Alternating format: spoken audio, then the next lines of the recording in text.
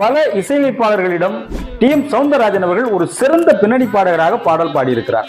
அது மட்டுமல்ல, தொடக்க காலங்களில் அவர் சில திரைப்படங்களில் நடித்தும் இருக்கிறார். ஆனால் தானும் ஒரு இசையமைப்பாளர் என்ற வரிசையில் ஒரு திரைப்படத்திற்கு டி எம் சௌந்தரராஜன் அவர்கள் இசையமைத்திருக்கின்றார்.